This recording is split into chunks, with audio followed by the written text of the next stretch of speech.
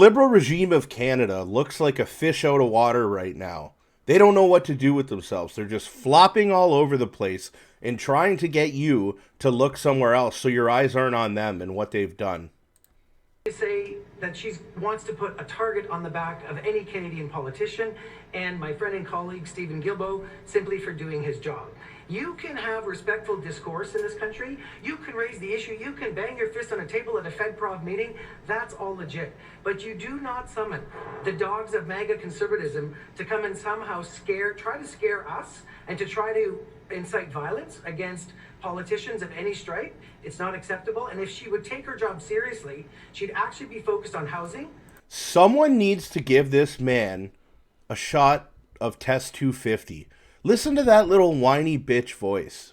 On climate change, on actually solving the issues of Albertans, like forgetting her ridiculous proposal on CPP, instead of trying to summon evil forces from the United States to try to... You're all about the vaccines. Get a shot of testosterone in you. There's continuity to see here. With last week, the insults to the Quebec elected, we don't know if the American right-wing politics will come to us. It is here. We hear a lot of Quebec bashing. You know, they talk about, we don't know if the American right-wing politics will come to Canada. It's because the Liberals know that they have whipped the Conservative Party of Canada so bad into the direction of the left that they are no longer a Conservative Party. They are the Liberals. They have them exactly where they want them. And I asked Pierre Poilievre to condemn this, that he'll have a political courage to face this. How do you feel about it? I mean, this goes beyond me and the fact that I was targeted last night at this event. This increases political violence against everyone who runs for office in this country. Political violence, a new made-up word they've been using for the last few years. As my friend and colleague Randy said, like, we can have differences of opinion. We can bang our fist on the table when we meet. We can have strong disagreement. But to incite violence against people who disagree with you, that's... To incite violence against people who disagree with you. That's a direct play out of the Liberal Playbook 101. Seriously, you don't want to get a vaccine? Well, you can't work. You don't want to get a vaccine? Well, you can't go to school. You're upset with the way your government's ignoring you and you want to go protest in Ottawa? Well, you're a far-right extremist. You don't agree with what the Prime Minister's saying? Well, you're a white supremacist. True narcissism. These Marxists are they're guilty of doing exactly what they try and throw onto us, what they try and project onto us, is everything that they are actually doing. Gaslighting. That's not how things should be done in Canada. Can you clarify what is the violence? What is the violence? I think the minister also said this in French. What is the violence that they are bringing to Canada? What is the political violence that you're talking about? Just to be very clear. Well, to put a target on someone's back, for example. To name... What is the evil? To put someone in crosshairs. Say they're bringing here. I mean, spewing hate speech about LGBTQ people, trying to bring the kind of division that they have in the United States north of the border. MAGA-style conservatism has no place in Canada, and it's trying to reach through our borders. And as Minister Rodrigues has said, conservative premiers, instead of doing their jobs, are trying to invite this wave of populism. And I can tell you, this wave of populism. So there you have it. The Liberal regime is essentially telling you that this cannot come to our country. You work for us.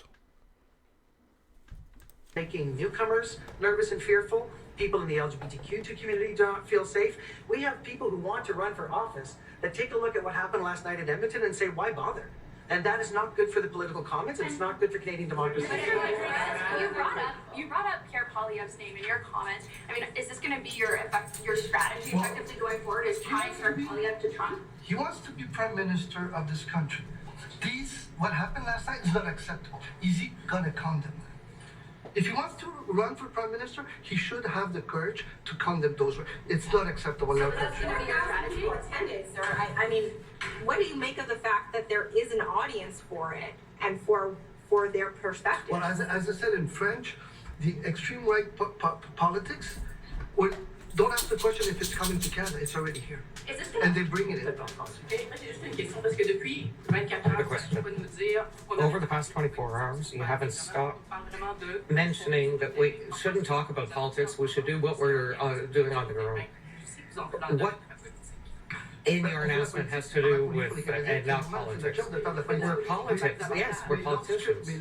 But when there are statements made like that, when there's Quebec bashing and bashing francophones and the society in itself, we can't be silent on that. And Mr. Poilievre cannot maintain silence. He has to condemn this. No, he doesn't. I don't even like the guy, and he doesn't have to. Talk to Ms. McDonald.